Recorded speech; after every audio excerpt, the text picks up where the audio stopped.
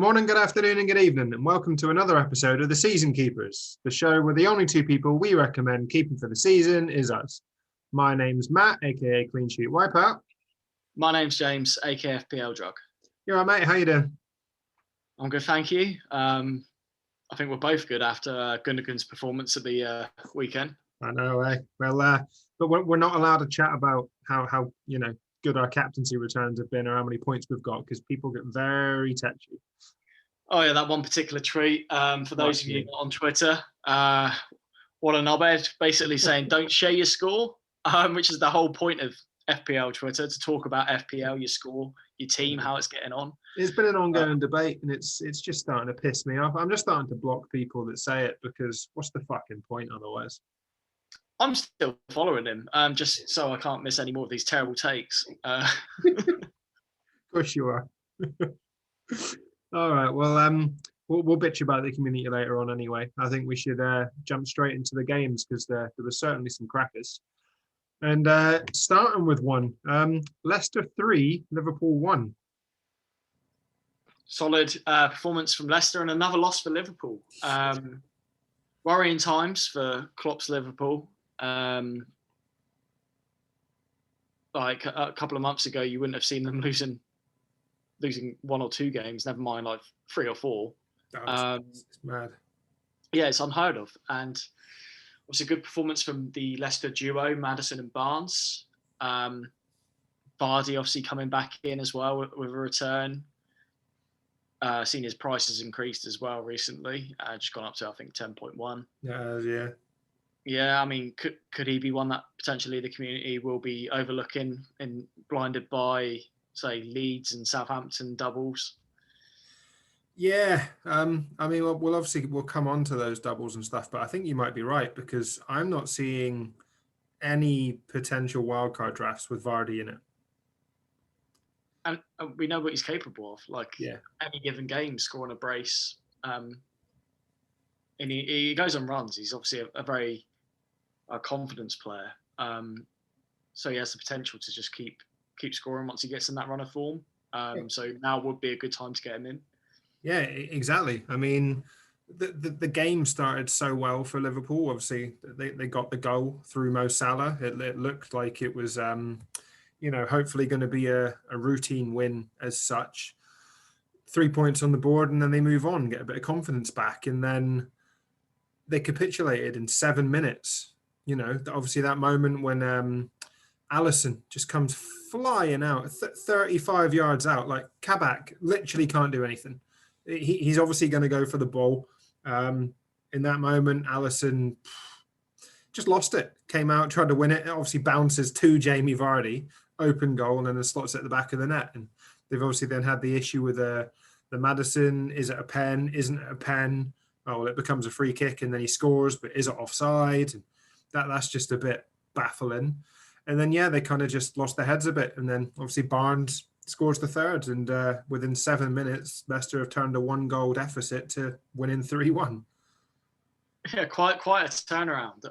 But again, I guess Alisson at fault, who normally Liverpool can rely on. His head seems to have gone a bit. Yeah. Especially with that charging out of the box kind of decision. It's a bit out of character from him. It's for me, it almost feels like he's trying to make up for mistakes that he's then made in previous games by making that moment.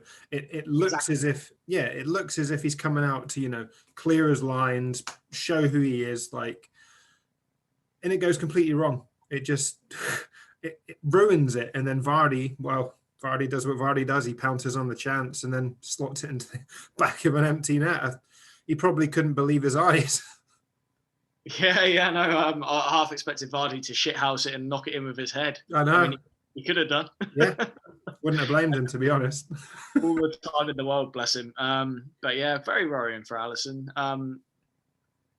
Obviously, it's tough for him, but he's just got to try and stick to what he knows and what he does, and not change his approach too much. It feels like that's a very not Alisson thing to do. Come charging out like that. Like, he's not Neuer. That's not what he does. Exactly. Yeah, and obviously that's not what Klopp wants to see from the touchline. And you could just see he was getting more and more frustrated towards the end. He was actively shouting at his players. probably questioning some of the decisions that they were making, but it genuinely, like we've seen this with Saints, as soon as they go, concede and then go a goal down, they lose their heads if, you're bereft of confidence. And that's where Liverpool are at the moment. To me, it almost feels like they need a lucky win. Like, obviously, they've got Everton, Derby this weekend. If they come out of that with a win, then I think game week 26 could be a steal for Liverpool. But if they lose that game, I don't know where their season's going to go. No. I mean, it's quite a pivotal game, really, because their heads are already down. But to lose the derby as well would be a further sort of nail in this season's coffin. Yeah. Like obviously the title was slipping / already slipped away, but could even top 4 slip away from them if they lose to Everton? Who's to say that they couldn't end up finishing 5th, or 6th or lower? It's mad saying this based on how consistent they were last season. Yeah, to even be thinking that, I'd have called you batshit crazy at the start of the season if you were telling me that Liverpool would be struggling for top 4, let alone winning the league. And even halfway through, like the beginning of the season, probably 8-9 games in, you were probably thinking, oh, it's Liverpool's league. Like we were all talking about it. And yeah, for them to go on this horrible run of games, even Klopp's questioning it now. And one of the reporters asked him, I think, in an interview, I think it might have been ESPN, and he basically just said, look, we can't win the title now. We have to try and get top 4. Now, for Klopp to say that, that's got to hurt. I'll definitely. I think, to be honest, it was the right thing for him to say, not to just say, yeah, we're still pushing for the title, because then it will just get that question next week, and it will become worse for him that way, that he's kind of took the blow now, and I think they'll rebuild, and hopefully they should start to recover their form. Yeah, big time. And it's tricky. I really, really feel for Klopp, because obviously there was periods where it looked like he was just being a knob to reporters, but then it's obviously come out in the media that he lost his mum. I think it was January, and wasn't able to attend the funeral, obviously because of COVID restrictions. So I can understand why he's frustrated and probably angry and, a little bit upset. So I get that from this side of things, but obviously the way that Liverpool are playing just probably isn't helping him at the moment, and it must be really difficult. Oh yeah, very tough time for anyone to go through. Never mind whilst having the stress of managing one of the most popular football clubs in the world. Exactly. But he's a strong man, got a strong character, and I think that they'll be okay. I think they will. Yeah. Right. Let's move on to what was a pretty toothless performance from Crystal Palace. It was Crystal Palace 0, Burnley 3. Well, I didn't really see this coming. Typically, I see a Burnley 1-0 for this game. So for them to come away with a 3-0 win, fair play to them. Yeah. As a me owner, a little bit disappointed to see him obviously go off with, concussion, but they say he was okay. I think it's the fact that he got knocked out that they've had to obviously declare it as concussion. They have to follow the protocol, which first I heard was 10 days, but I think it looks like it could be a minimum of 6 days. I think it's 6. Based on Ben Dinnery's little chart. Good person to follow for any injuries. Ben, he's got his website as well. So yeah, I'm gutted. I brought in me over Peters because I thought Peters would get dropped for the second game. He still might. Both of them now touch and go, him and Charlie Taylor.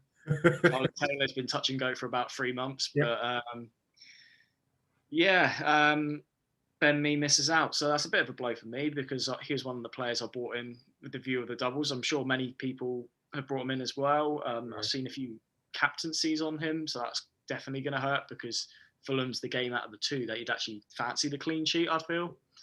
Agreed. And now he misses that. Yeah, I think it's not only a worry for obviously me owners because you're not going to get anything, but it's a worry for owners of the likes of, Lowton. I mean, admittedly, he got 15 points, getting his goal, lovely goal as well. But for the likes of Pope owners, I think it's going to be trickier than it perhaps could have been against Fulham now that they've lost me. Obviously, he was a huge miss at the start of the season.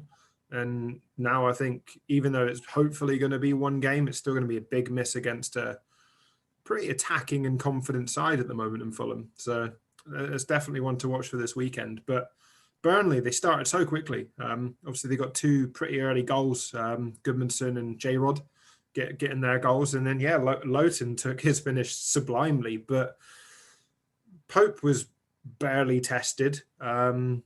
I mean, he recorded 3 saves, but they weren't saves. They were nothing of, pure quality.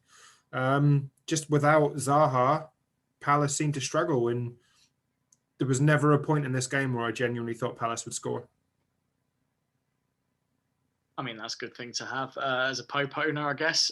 Although normally he rakes it in through save points, so obviously he didn't really have the opportunity to get the saves he normally does. Yeah. Right, let's jump on to the next game, and a game that we were both looking forward to, particularly in Sky after loading up on assets. It was Man City 3, Spurs 0.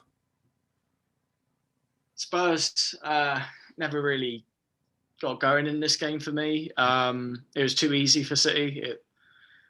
Towards the end, it looked like it was just a training exercise for them, just passing it across the park. No real worries at all. Obviously, the key standout in this is Gundogan and his performance. Very glad I brought him in. I didn't own him. You bastard. Not only brought him in, but captained him, which obviously makes quite a bit of a difference when he gets 19 points. Yeah. So get that double to 38 was fantastic for me, and I'm sure countless other people. At 6 million, his run's just carrying on. His form, it's incredible.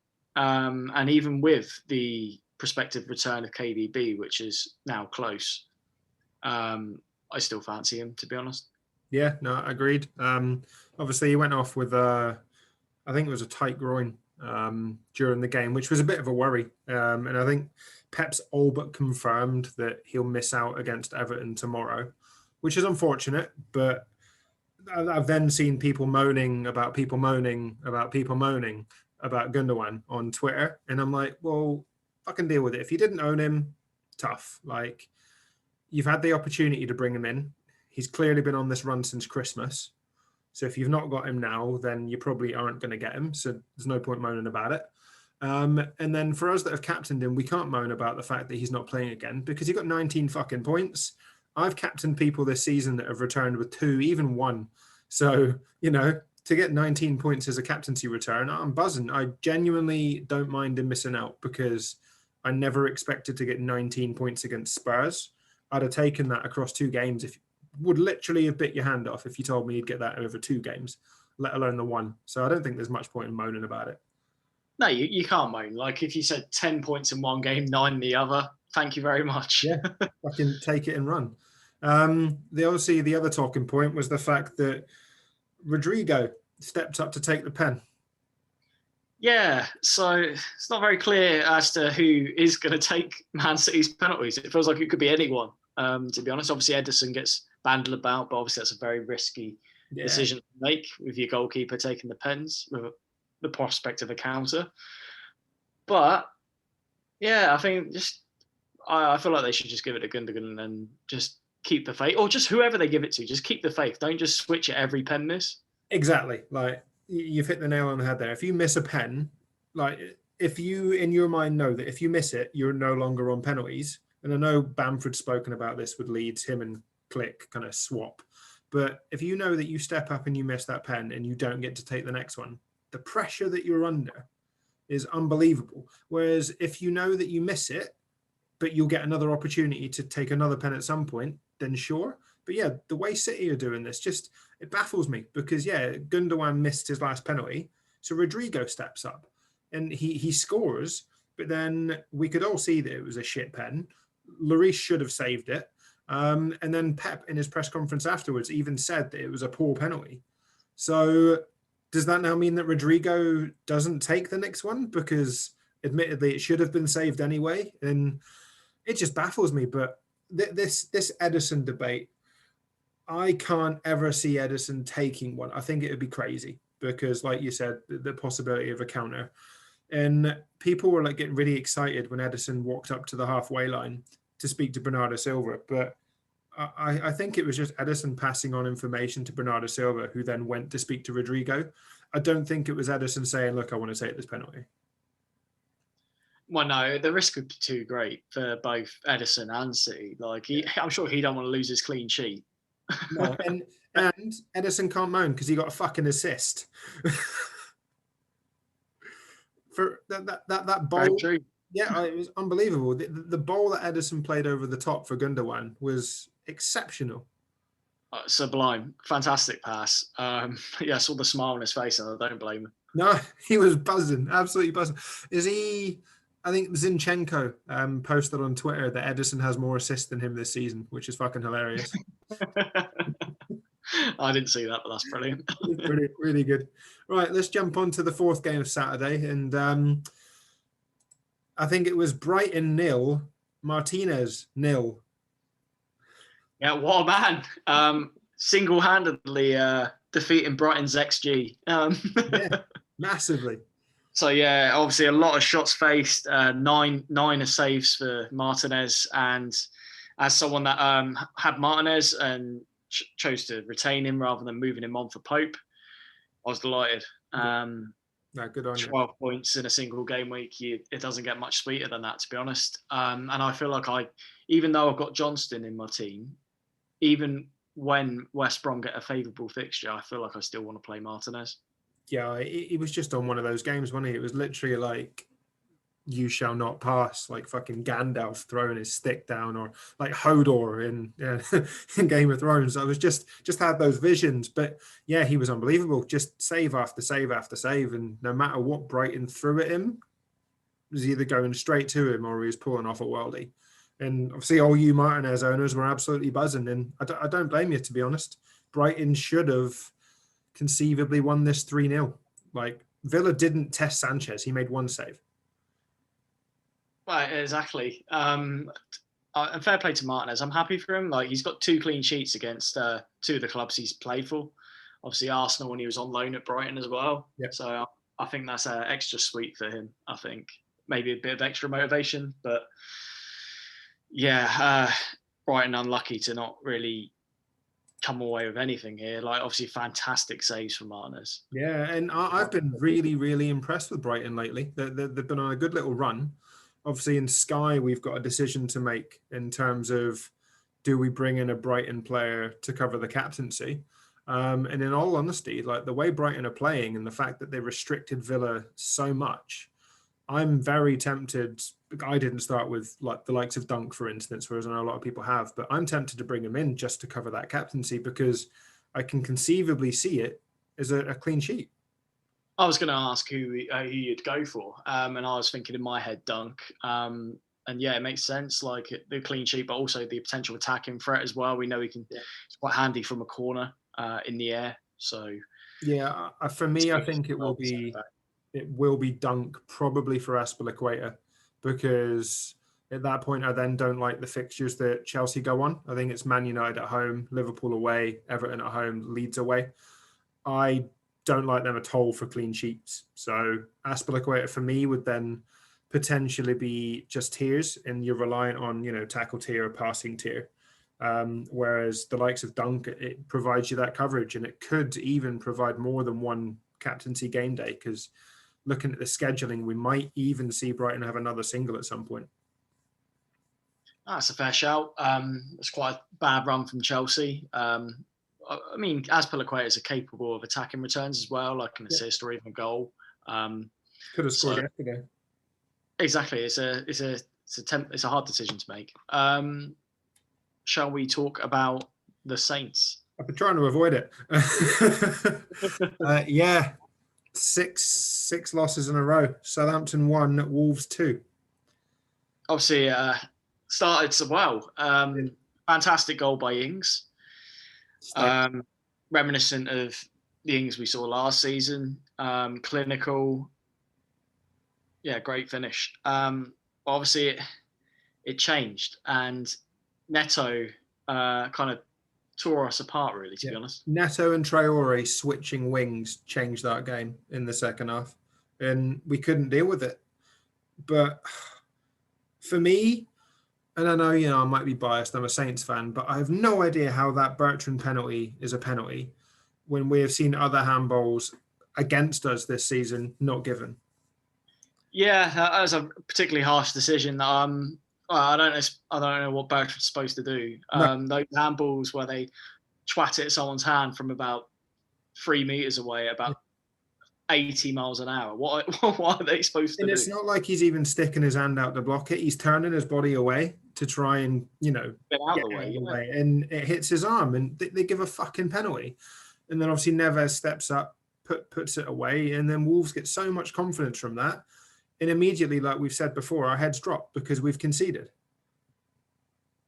Yeah, no, you're completely right there, to be honest. And I didn't fancy us getting from that penalty. I didn't fancy us getting back in the game at all. No, it happening. That's the worry. And then some of the, I don't question it often, but some of the tactical decisions in that game, substitution-wise, we took off Minamino and Armstrong in the second half. Why? For me, Armstrong again was one of our best players, and to take him off, it baffled me. I just didn't understand that decision. Like, he created Ings' goal in the first half, and he was having so much joy down that wing. For him to then come off, we lost it. We really kind of lost that impetus going forward. Yeah, I don't get those substitutions too, to be honest. Like, when you're falling behind, or level at least, you want that creativity to get you back to winning the game. And Armstrong's been one of our best players this season. Yep. No, it was a frustrating decision, and it's one that I think quite a few people, both in the channels that I'm in and then obviously on Twitter, we're questioning in terms of Saints. And it's not like we question Hasenhüttl a lot, but he does have a tendency to make strange substitutions sometimes. Yeah, and Chris Ran on Twitter, he said, like, 6 losses on the bounce. Like, his Hasenhüttl was great, we love him, but he's not beyond criticism. Yeah. Like, that this run isn't great at all, and it has to be talked about. And that decision as well, the subs. Exactly. And it doesn't look like it's getting any easier. That's my worry. Like, we're all talking about, people are talking about piling in on Saints and piling in on Leeds. The only asset I am looking to go anywhere near is Danny Ings, and that's just purely goal potential. Everyone's saying, should I bring in McCarthy for the game week 25? Genuinely, I think the likes of Nick Pope for a single game week will score more points than McCarthy scores against Chelsea and Leeds. I agree. I would not be bringing in McCarthy. No. One, Hasenhüttl could drop him for Forster. He hasn't so far, but he could do. McCarthy's not been performing. Forster's been doing a good job in the cup. And those fixtures aren't great for us defensively. No. The only asset, as you said, is Ings that actually I'd feel confident in. Yep. I've seen people throwing in like Prowsey, for instance. Again, I don't think he's that great an FPL asset. He's good in Sky because he picks up tackle tiers, he'll pick up passing tiers, he'll get you the odd goal. But in FPL, not for me when you've got the likes of Rafinha, cheaper and better alternatives. Whereas, like you say, for me, I'd prefer to see Fraser Forster come in all honesty. I don't think he will. I think he will stick with McCarthy. But I'd probably like to see Forster given a chance because looking at the fixtures ahead, obviously you've got that Chelsea-Leeds double. Don't think we'll keep a clean sheet in either of those. You've then got Everton and then the potential double with Tottenham and Man City.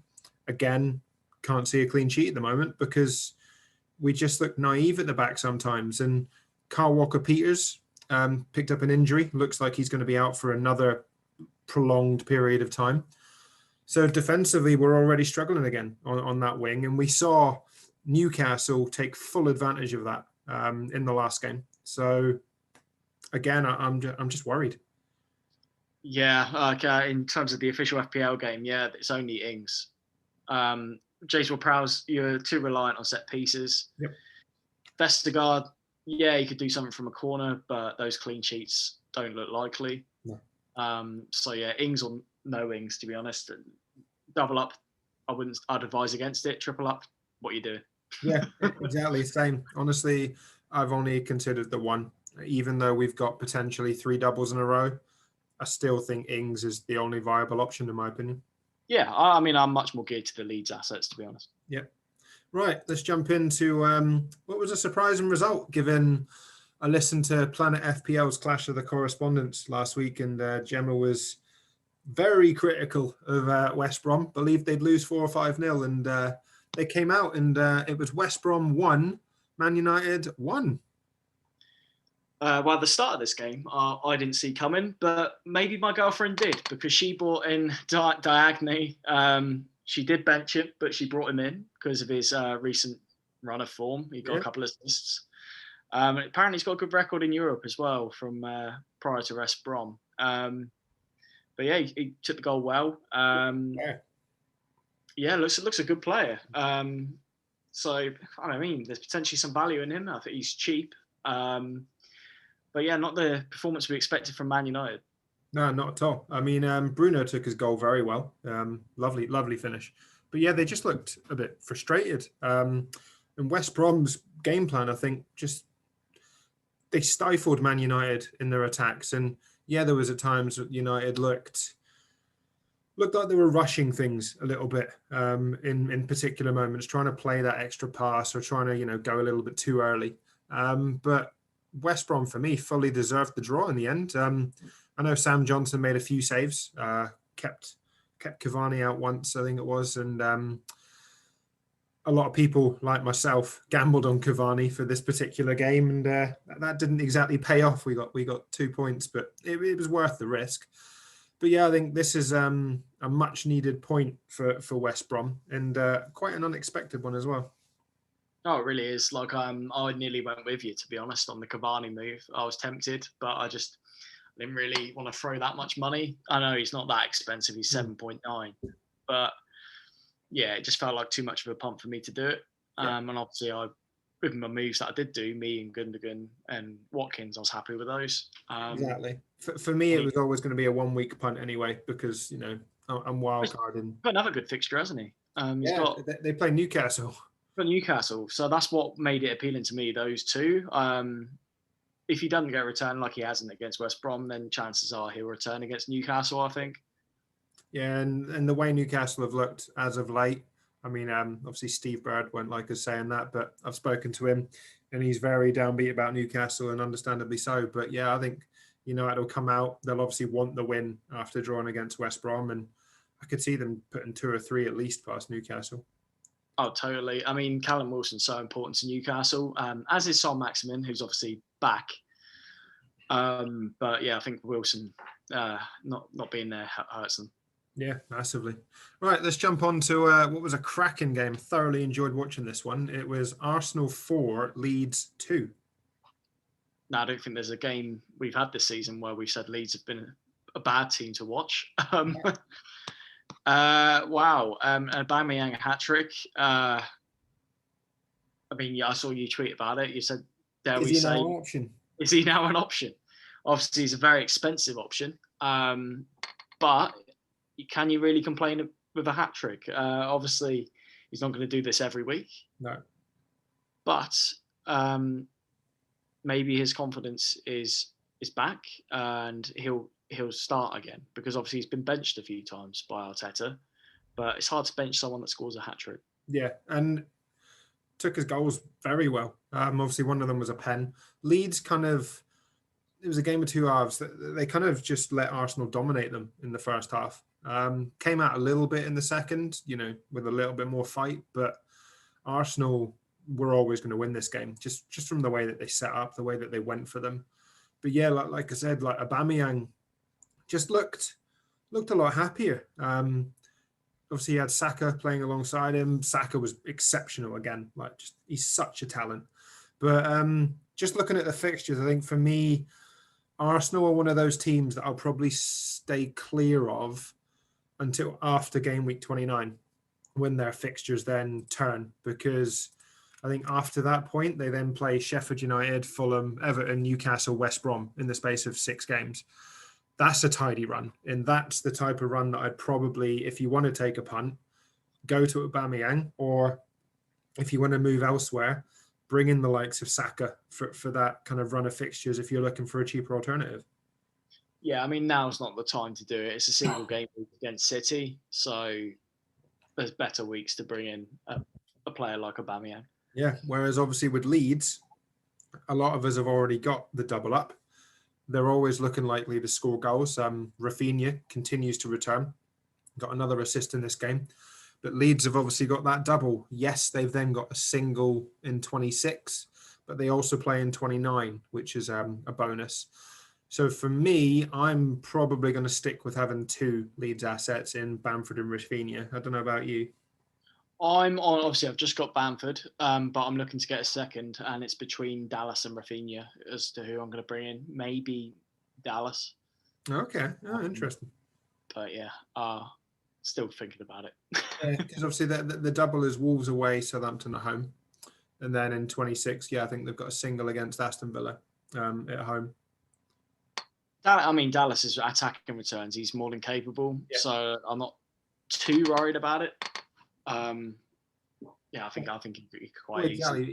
He's effectively playing as an attacking midfielder now, isn't he? So yeah, you can't complain. Can't really complain at all. No. And then the final game of the Sunday was Everton 0, Fulham 2, and is it Marja with 2 goals?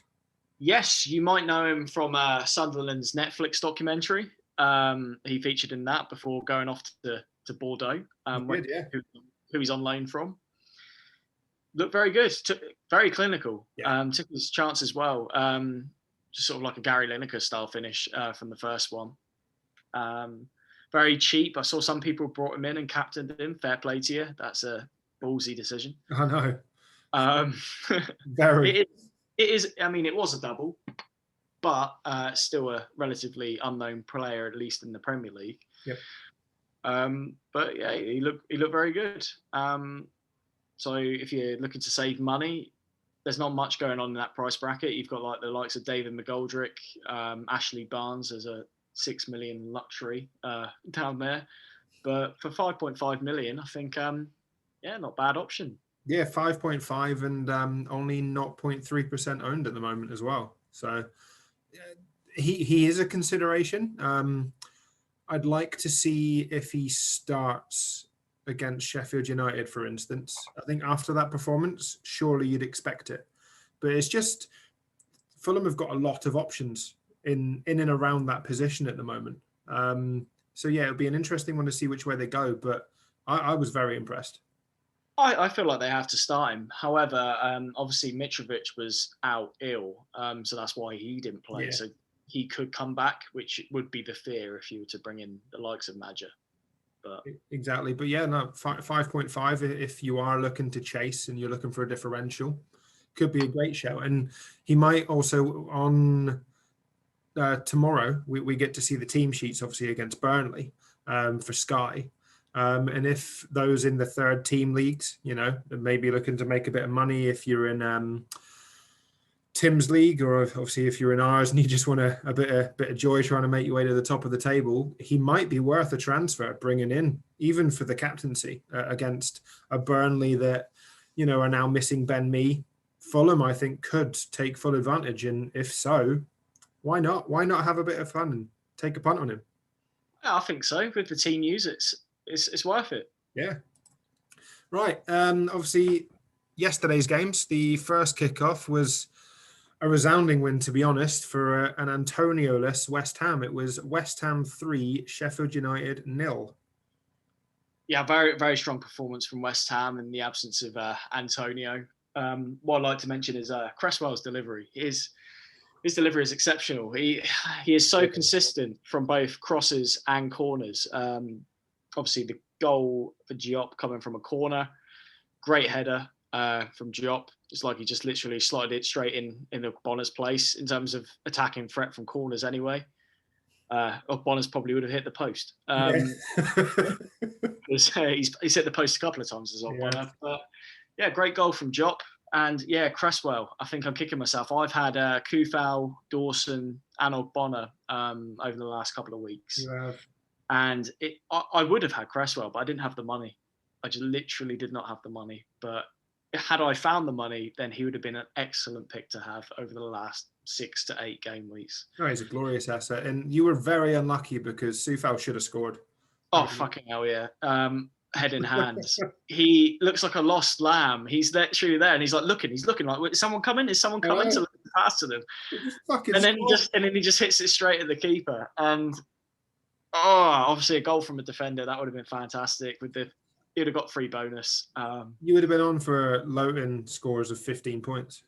Exactly. I'll probably be in the 100 club right now. Yeah. Instead, I'm on 90. I can't complain. Yeah. But yeah, disappointed from Kufather. I know, yeah. When I saw him run through, and I was like, here we go. Like, this is James buzzing. And then, yeah, for him to just hit Ramsdale was poor, like really poor. I thought Sheffield United should have scored. They were unlucky. Obviously, Fabianski made a few saves. Maybe 3-1 might have been a better result. I don't think Sheffield United deserve to, have naught against their name there. But I'm just so impressed with West Ham. Even without Antonio, Jesse Lingard steps up to the plate and he looked sharp. He obviously won the penalty that Declan Rice stepped up and took. I think it was FPL 2 Guys 1 Cup had already called that a couple of weeks ago, actually stating that he believed that Rice would take the pen. And West Ham finally got a penalty this season, and he did. He stepped up, took it.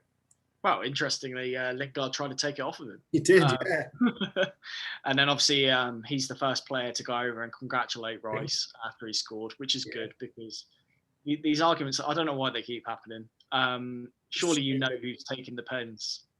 So to then go and go, oh, no, I'll take it. No. No, it's the penalty taker. Ridiculous, yeah. We've spoken about this before and the fact that it's not what you want to see on a pitch. And I've seen it on Sunday League before. Like we agree at the start of the game, who's your pen taker? We all know it. Then Billy Big Bollocks steps up and he's like, oh, no, I want that penalty. I want it. And it's like, nah, mate, fuck off. And the pressure that you then put that other person under to put it away, it's ridiculous. Oh, yeah, it's a joke. It's not a very team thing to do. No. Did you see Antonio's Twitter post? Yeah, I did. About his member. Oh yeah, that he loves his missus with his willy because his willy's bigger than his heart, and then obviously he misses out, doesn't pass the medical. So someone was having a bit too much fun at the weekend. Yeah, Mike pulled his groin in the end as well as that, as well as his hammy. I know, but yeah, I'm just thoroughly impressed with West Ham, and their fixtures again don't look too promising on paper. They've got Tottenham, Man City, Leeds, Man United, and Arsenal as their next 5 fixtures. But the way they're playing at the moment, other than that Man City game, I think they could get a result in any of those 4. Agreed. I mean, I'm still on the double up. I've got Kufa and Dawson. With regards to my midfield, I'm not moving anyone on. So then I'm immediately looking at my defenders, and I feel like I'm going to have to take out Kufal for Dallas and then just keep Dawson as a 4.5. That will just stay there for forever. Makes sense. And I mean, they play in 29, don't they, against Arsenal? So if you are looking to build that way, at least you're keeping one for now and then move that way as you progress. Yeah, exactly. I mean, I don't think I'm going to be playing him against Spurs. As good as West Ham's record is against Spurs. Agreed. Right, and then obviously the final game that's been played so far was quite an easy win at the end. It was Chelsea 2, Newcastle 0. Obviously, a bit of a shock with the goalkeeper selection for this game. Yeah, did not see Kepa starting, but credit to him. He made a few saves. And he did, yeah. There was one really good save. I think it was in the second half on the stretch. Puts it wide, lovely save. But there's obviously something going on in the background there. The board, what's her name? Is it Marina? Is obviously having a word because she was the one that brought in or wanted to bring in Kepa and advised of that transfer originally. And it already sounds like she's had a word with Tuchel and is like, look, we need to play him because we spent so much money on this player that if we were to sell him now, his value is probably reduced by 2/3. So if they can build him up again, then maybe look to sell him at some point. At least they're trying to retain some value. But then what's the point in Mendy? It's a bit harsh on Mendy, who's overall been quite a strong and by far better than Kepa has been in comparison. So yeah, you got to feel for Mendy a little bit. And I was worried because obviously, well, both of us had captained Aspilicueta in Sky, hadn't we? As soon as I then saw that team sheet drop, I was like, fuck, because I didn't have any other option other than captain Aspi. And I thought, well, that's it. You know, I'm going to get 2 points. These Jorginho owners are going to be jubilant because they'll get at least 5 inevitable passing tier. But no, Chelsea were resolute. And I think it's mainly because Newcastle were so poor at times going forward, and just I really worry for them. Obviously, Fulham, I think, are 11 points behind Newcastle still. Fulham do have a game in hand though. In Newcastle, if they keep playing the way that they're playing, that gap could slowly but surely be clawed back. Newcastle obviously play Man United, they play Wolves, they play Villa, even Brighton in the next 5. They're not easy games. No, very true. And Fulham are looking very confident at the moment, and very organised as well. And one player I think we have to talk about, and I know we've got a question about him later, but Timo Werner. Yeah, he's been looking okay recently. Obviously, the new boss, I think it could make him an option. But if you're doing well, I'd maybe just, it's not worth the risk. No, not at the moment with those fixtures coming up. But he looks happier. Like just to see him play in the way that we expected him to play initially. He's now taking these chances that fall to him, whereas obviously previously he was missing sitters. So yeah, I think Tuchel's obviously had a word. We saw Tammy Abraham go off with an injury. I think it was an awful challenge. You know, really poor. I think it was Lascelles that put the challenge in. Then saw Giroud come on instead. Obviously, Giroud got his goal. So I think, yeah, we'll probably see Giroud maybe as that front man at the moment. And then, yeah, Werner off to the side of him. Good little asset. And then obviously we've got the 2 games that are going to be played tomorrow. Maybe let's do some predictions. So first things first, Burnley, Fulham. It's difficult because my prediction and what I want it to be are probably different things. Yeah. Agreed. Prediction, I reckon 1-0 to Burnley. Okay. See, what I want it to be is 1-0 to Fulham. Well, so what I want is like a Burnley 1-0 because I want that Pope clean sheet for Sky. Having obviously taken the gamble rather than going Edison. But I can actually see, given Ben Mee's out, the reshuffle at the back, I can see Fulham taking this, and I think it could be 2-1 Fulham. To be honest, I could see either of those happening. To be honest, I think it's quite a hard game to call. I think it is, yeah. And then obviously the second game, we know that Gundogan is likely to miss out. I think is what Pep said in his press conference. KDB is back in full training, but probably won't be fit enough to make this game. And Aguero is only fit enough to make the bench. So with that in mind, I still think Man City win this game 2-0. I think 2-1. I think Everton will score. I just got a feeling that Richarlison or somebody will pop up with a goal. I'm surprised you're not bigging up Josh King. What, Josh King? Because you seem obsessed. I reckon Josh King will score. If you give him a start, obviously he was only on the bench for Fulham, but I reckon, yeah, if he starts, get your bets on. All right, well, we'll see how those predictions go. So you've obviously said that you're currently on 90 points. How many players have you got left to play this week? Wow. It depends if you're counting Gundogan and me. Obviously. No. So you got Gundogan and me, so 2, Stones and Diaz. Okay, yeah. I'm on 3. I've got Pope, Stones and Cancelo. And just the way Pep was talking in his press conference about giving every player a chance, obviously building up to the Champions League game, I'm worried that even the likes of Stones and Cancelo could miss out. I think Diaz will come back in. You should do all right there. But yeah, I don't know what he's going to do. Obviously, I know with Gundogan out, it might change things a little bit. And Everton it's a tough game on paper. But we know what Pep's like with Pep Roulette. Yeah, we know what he's like because we don't know what he's like. So Yeah. no idea what's going to happen. And it's not great for the Sky game. No, it's frustrating. I still think I'll captain Diash in Sky personally because I think he comes back in, but it's a tough call. I'd love to get into the 100 club this week, but given my worry, I think I'll struggle. I'm on 84. Obviously, having 3 players left to play, if I get 2 clean sheets out of that in a couple of bonus points, I make it. But yeah, I just think rotation's going to hit me. Yeah, it may well do. It may hit us both. I'm still on a green at the moment of about £100,000 jump to 433k. Nice. Imagine you're on a green as well. I reckon. I am. Yeah, I'm on a green up to 195k overall. Good stuff. Not too bad. Yeah.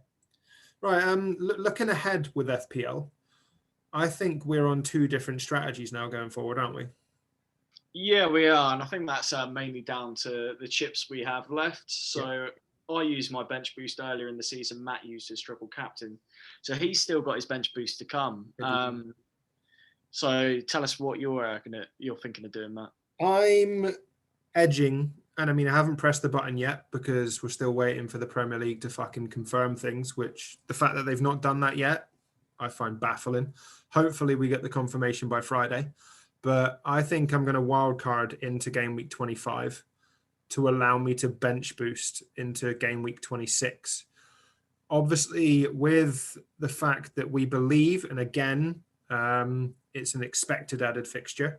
It's not been confirmed, but we're expecting Tottenham and Aston Villa to also play in game week 29 because Tottenham's fixture pile up otherwise is ridiculous. So it feels logical to put it into that spot.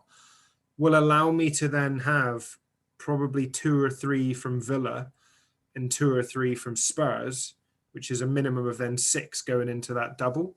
Now, if you then maybe have a Leeds asset that I might have in my team that doesn't have a double, I might keep Rafinha, for instance. He could return against Villa. I've got 7 and then 3 transfers. I'm looking at least 10 players for the blank. So that's why I've decided the way I have. I wasn't going to. I was going to save my wild card for 28 potentially. But just the way the fixtures have fallen and way, obviously, we're looking at Ben Crellin's spreadsheet now, it feels logical to do it. And 26 is probably the best week I'm going to get to play that bench boost.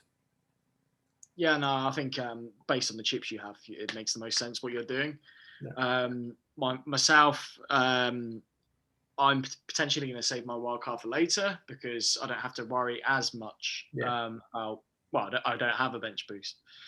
So it's more about maximizing my return sort of in each game week. I potentially could play it in 26 and just sort of fill my team with also having sort of protection for that game week 29, sort of balancing the 2. Yeah, that's an option. Which is probably what I end up doing.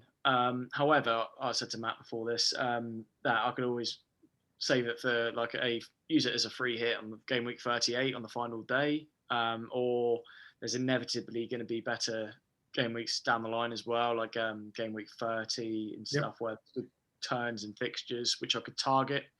Whereas obviously people may have already used their wildcards by then, so then I could gain an advantage that way. So yeah, it all depends on what chips you've got left, I think, as to what strategy you use. Do you still have your triple captain chip left? Yes.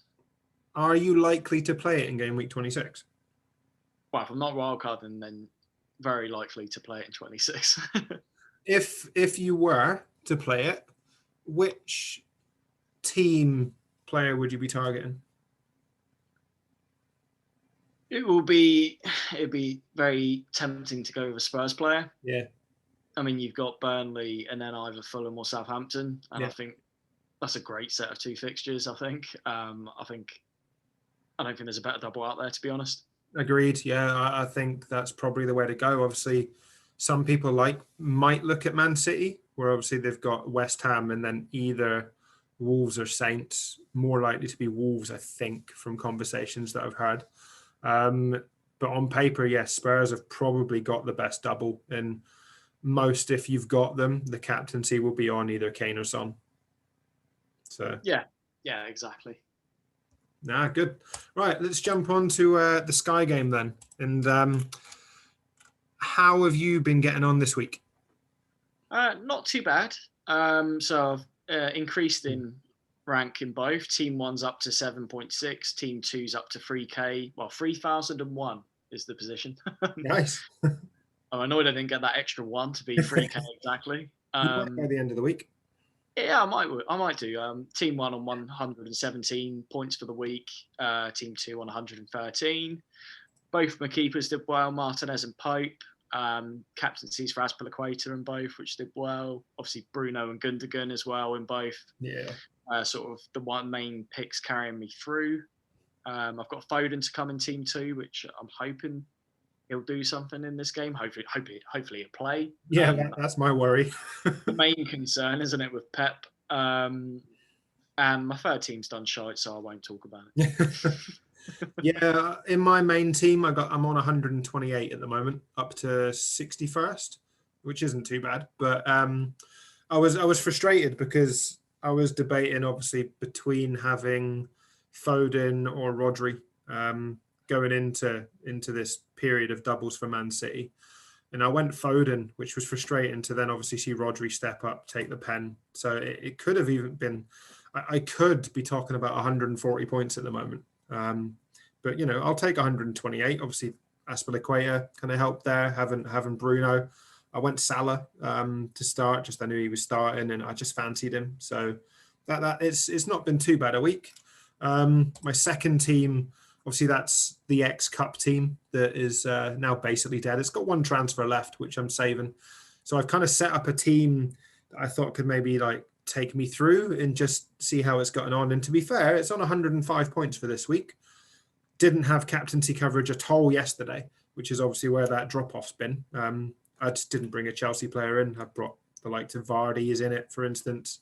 Bruno, Grealish, Gundogan, Salah, they're all in there, but that's the way it's going to stay. And then, my third team, it's not bad. It's on 124 for my little third team. Bit of fun there, but it's still quite some distance behind some of the third teams I'm seeing, to be fair. And we've obviously got our third teams league, which at the moment, Tim Barry, the mighty Tim Barry, I think he's also top of his own third teams league, which is the money league where you pay a fiver. I'm in that one. He's on 166 points so far with his third team, smashing it. That's outrageous. Yeah, absolutely outrageous. So yeah, he's top of ours, and got the likes of Ian Parron in there. Sixth at the moment. There's plenty of names I recognise, and thankfully, I know some people got the wrong end of the stick and maybe just tried to sneak in there anyway. But thankfully, Sky have sorted that out. So there's no longer any teams in here that have had games before this game week. It's just this game week onwards. Good stuff. Yeah. Right. And then finally, let's jump on to Champman. And a rather frustrating game week in which going against Van Nistelrooy punched us in the face this week. Oh, well and truly so. Brought Viduka in specially so I could captain him. I thought this is the week to do it. I fancied him and he blanked. He did. While Van Nistelrooy scored a hat-trick. So obviously didn't really see both of those coming, really, to be honest. And no. Quite fortunate for it to happen in the same week. Fucking frustrating. And it looked a really good week on paper for Leeds. And, probably sim that again and it's a completely different result. But yeah, it's one of those weeks, isn't it, that I brought in Alan Smith. Obviously got a couple of bonus, but got me 4 points. Captain Viduka for 4. Meanwhile, Van Nistelrooy sat there waving at me with 17 points. And had I captained him, it would have been a big swing. And rather than the red arrow that I sought with 61 points, I'd have been on 70, 75, 76 points there. Probably would have saw at least a grey, if not a slight green arrow. It's just one of those games, isn't it? It is. And I was quite surprised with my -4 bringing in Viduka and Cooper for it to be Cooper. That was bringing it home for me. Obviously, I've shithoused my way to 12 fuck. I know. Had Cooper coming on as first sub for Ian Hart, but there you go. That's the merits of having a strong bench. I know. I had fucking Galley sat there. I mean, I was never going to play him, but he sat on many a third on someone's bench, and he got 15 points this week. Unbelievable. At least I want to play Cooper. Absolute joke. Whereas I think moving forward for this week, it actually looks quite good. I watched the fantasy video earlier on, looked at that stream, and obviously rewatched the stream.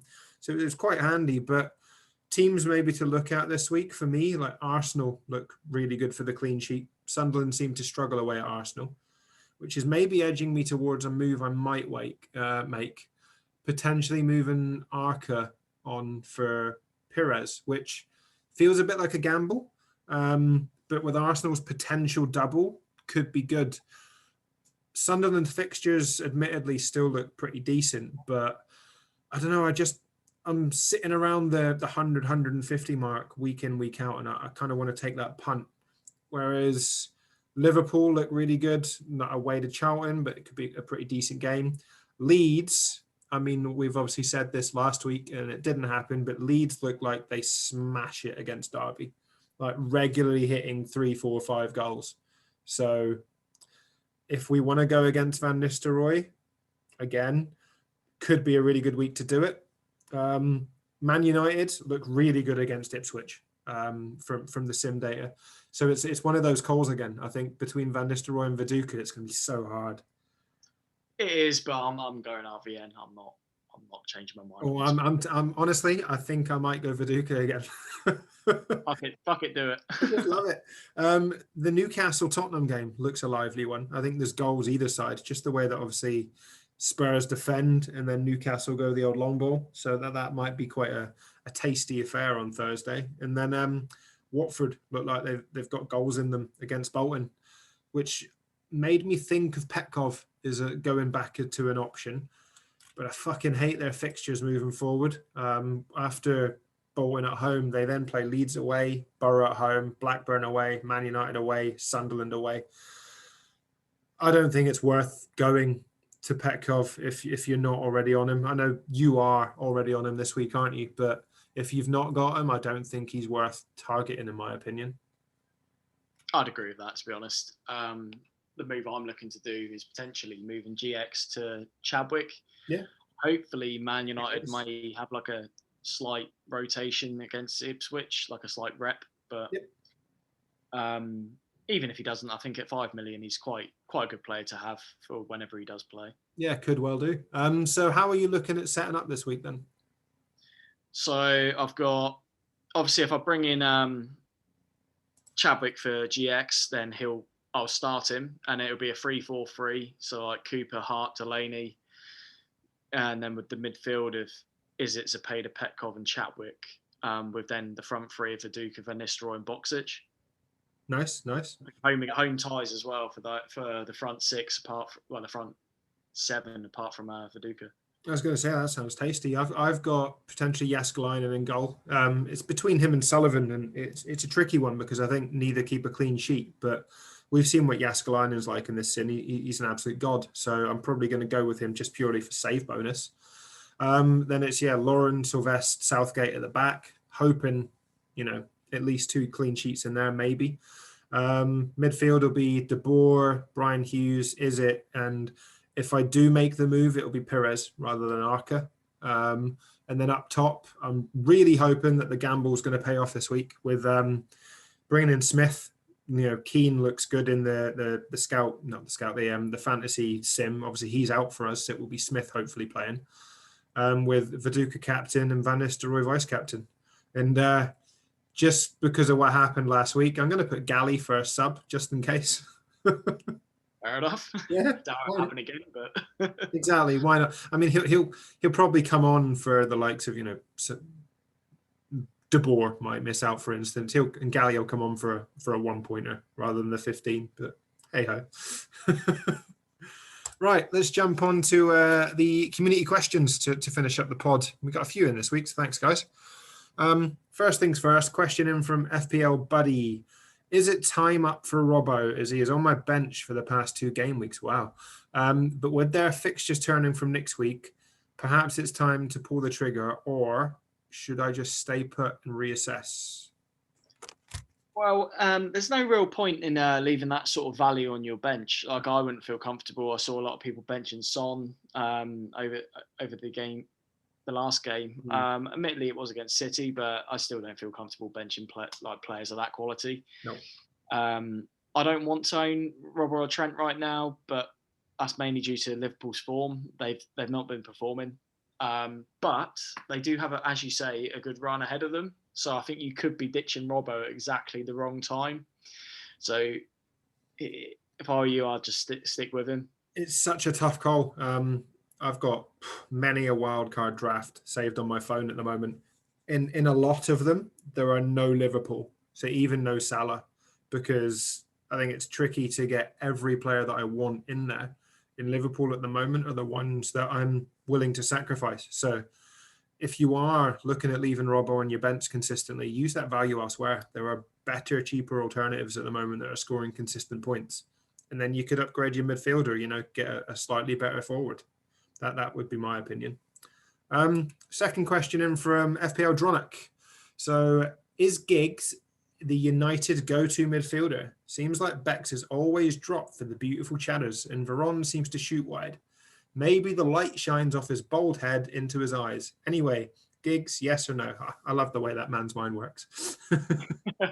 Beautifully described. I personally avoid pretty much most of them. So only really Chadwick that actually provides real value in that midfield. Someone that you hope can start and then get some points for you. But yeah, Giggs is the best of those more expensive options. Yeah, for me, Chadwick would probably be the gamble I'd be willing to take, but I don't think I'd go with Giggs, Beckham.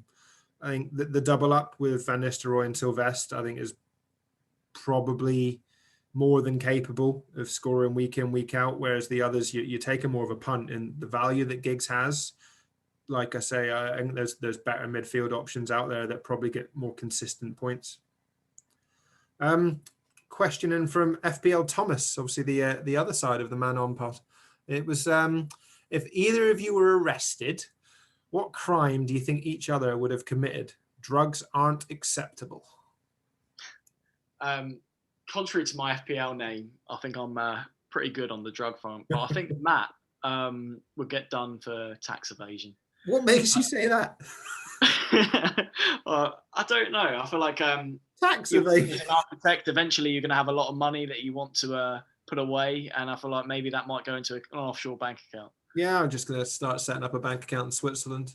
It's all those private jobs, mate. All those conservatories and extensions that I'm being asked to do. It's which don't even get built. It's just a drug house. Yeah, pretty much.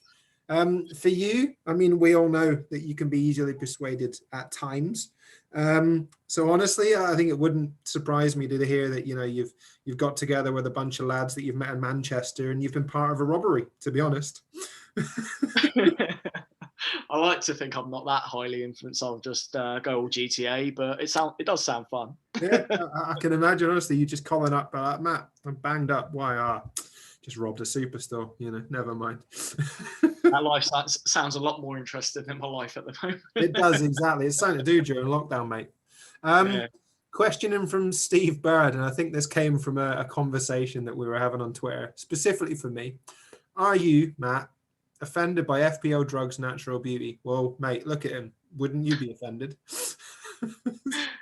Come on. Cheers, Steve. Exactly. I'm going to put the final question in. I'm going to give it to FPL Dempsey.